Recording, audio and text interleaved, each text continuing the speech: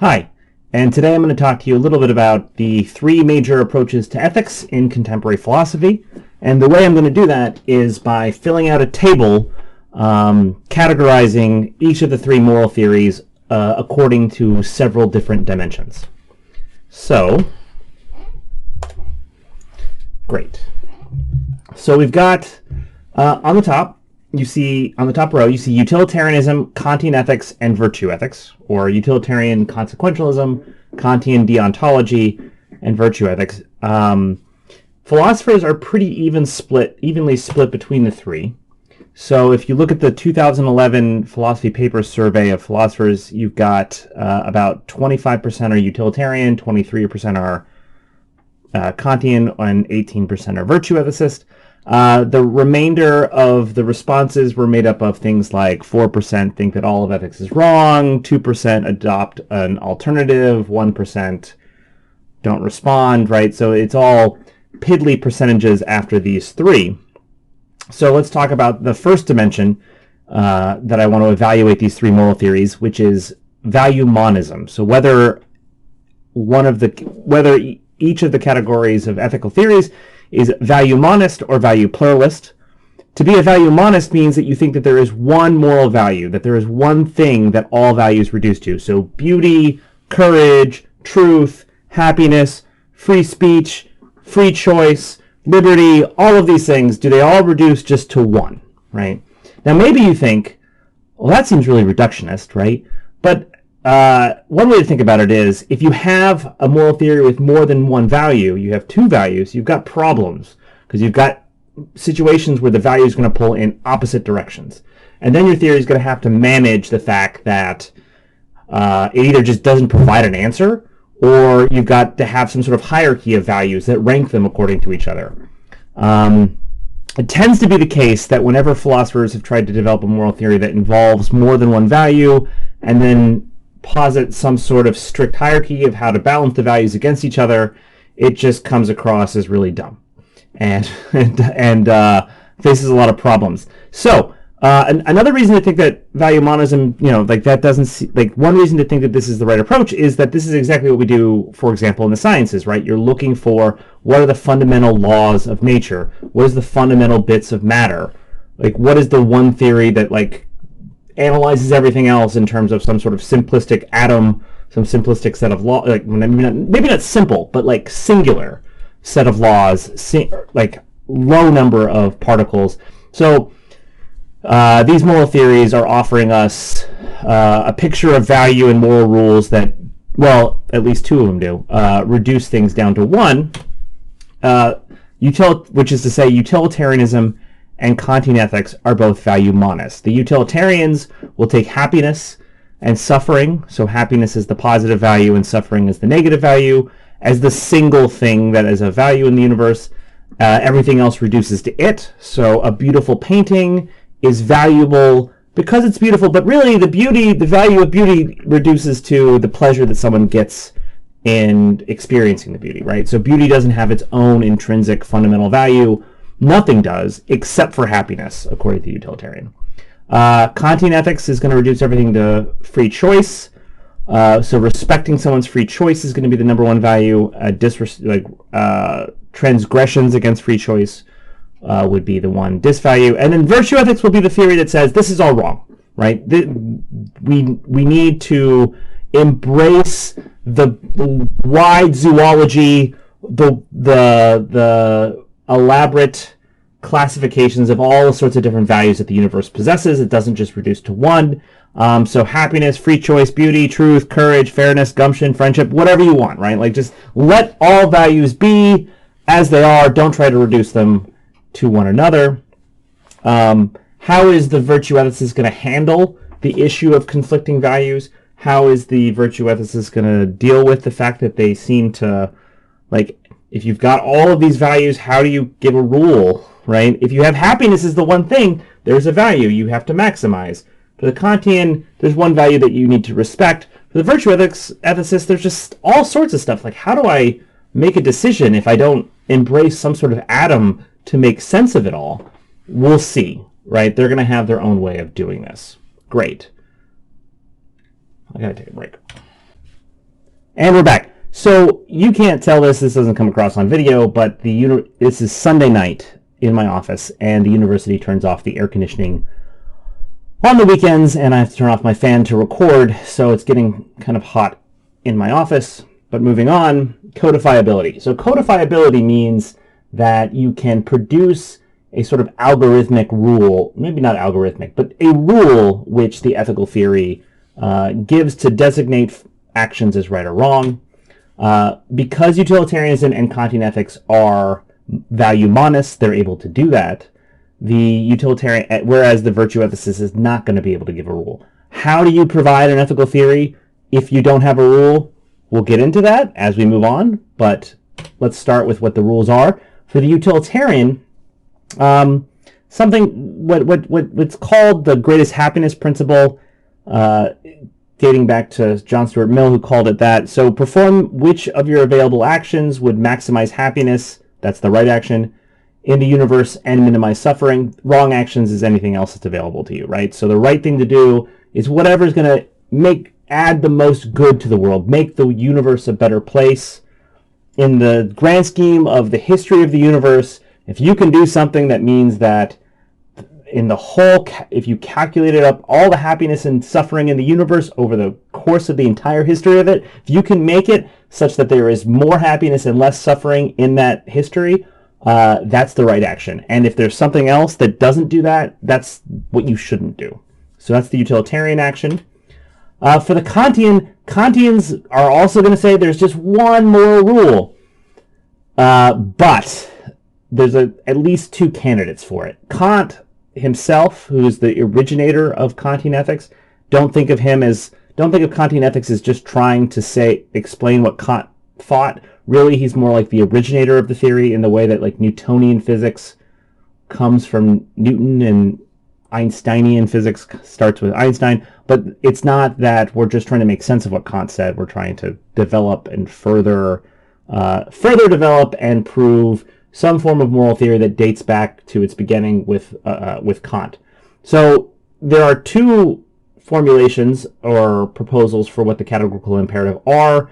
They're roughly the same. They come to the same result in a lot of cases. They're sort of getting at the same thing, but they do seem like they're different and they come to different results. So as a Kantian, you're going to have to choose one or the other, or you're going to need to come up with some way in which they really amount to the same thing. Anyway, so let's talk about what the two proposals are. One is the formula of universal law: only perform an act for a goal if that act type could be the universal way of accomplishing that goal type for people with that goal in relevantly similar circumstances. So, for example, cutting in line to get something I want quicker.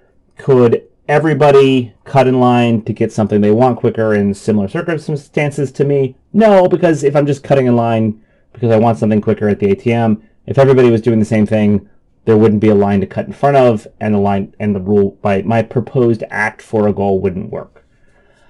Formula of humanity: don't treat people merely as tools for the accomplishment of my goals. So the idea here is something like the value of things in the universe, hammers, money, cars, etc., they're valuable only in terms of me accomplishing I decide to do things, and then all of a sudden stuff becomes valuable or not valuable in terms of how they are instrumentally valuable for me to accomplish the goals I've chosen. So I have this value bestowing power that makes things worthwhile doing. And the formula of humanity says, don't treat other people like that. Don't treat them like tools. Don't treat them as instrumental things just to be used like I treat everything else. Treat them like I treat myself, or actually the formula of humanity says I need to treat myself in this way. I need to treat myself and others as the sort of value bestowing, the thing that makes stuff important, as opposed to something that's used to accomplish goals. Great. And then we've got the virtue ethicist. For the virtue ethicist, since they're value pluralists, they're not going to be able to have a rule. The way they're going to provide an ethical theory, or what they're going to say ethics is about, it's about having good character that governs, that's a skill for navigating the world that's not rule-based.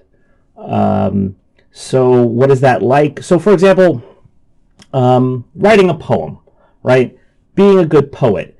I can't write a set of rules for what makes a good poem. I can't write a list of instructions that I give this incredibly uncreative, immature kid how to write poetry, and then he reads it, and then he's good at writing poems, right? You have to be shaped by the world, you have to have experience, you have to succeed and fail, and slowly you become the sort of person who's able to have the right sort of creative thoughts, have the right sort of self-critical voice, the right sort of sense of being able to take risks with things that, man, maybe this isn't a good idea for a poem, but actually there's something here, I want to push forward and see if I can't write something great, and then actually write good stuff. Like, all of that is a skill, just like swimming. Swimming is something, if I asked you, how do you do it? You're like, I don't know, I just move my arms like this. Like, it's not something that you swim lessons is not done in a classroom. Swim lessons is you grab a kid and you throw them in the pool, and maybe you hold them and while they try to move their arms, and eventually they learn to have the right impulses, the right mechanical motions that come to mind when they want to stay afloat, right? It's a skill that you get rather than a rule that you learn is justified and follow. And virtuosists want to say ethics is like that. Human life, succeeding at human life, being good at navigating the multitude of values that the virtue ethicists say exist: happiness, free choice, beauty, truth. They're not going to give us a hierarchy of how to balance these values against each other. They're going to say that's a skill. It's a skill that can't be codified into a set of rule or a hierarchy. Instead, it's this really messy combinations of things that in every different circumstance balances differently, and to be good at navigating those values to make good judgments takes skill rather than learning a rule. So we've got two moral theories which give us a rule, a codifiable rule, and then we've got virtue ethicists who take this alternative approach of a skill-based moral theory, which is why it's called virtue ethicists, right? Ethics. It's because those skills are called virtues. Great. So now let's talk, I don't know what to say about, I don't know how to call this row, but I'll call it type. But each one of these moral theories is of a very different type. The utilitarian is what we call consequentialist. It's goal-focused. It says maximizing happiness and minimize suffering is the moral goal, and you should subjugate all of your other goals to accomplishing that one thing. So if you want to be a professional Halo player, you should quit that, because that is not the career choice you should make. If you're trying to maximize happiness and minimize suffering in the world, it's probably something like either being a charity worker, but really something more like becoming a Wall Street banker where you just make tons of money and then donate 90% of it to charity. The point being is that there is a goal that, if you're ethical, you're pursuing, and you're subjugating everything else you do in your life as instrumental towards accomplishing that goal. Kantian ethics is not like that. We call this deontology. Ethics is a side constraint. It doesn't really tell you what goal to have in your life. You can be a professional Halo player, you can be an ornithologist, you can be a politician, you can be a gas station worker, whatever. Whatever you want to do with your life, Kantian ethics isn't going to tell you what the right answer is. It doesn't set the goals for you. What it does do is set side constraints. Side constraints which tell you, in pursuing your career, your life goal of being the best Halo player in the history of the world, don't lie, cheat, and steal in your pursuit of that goal, right? So these are side constraints on how you pursue a goal. Don't use other people as tools in the pursuit of your goals. Or, if we're using the formula of universal law, don't, in your pursuit of whatever goals you choose for yourself, don't perform an action for a goal that couldn't be the universal way of people accomplishing that type of goal.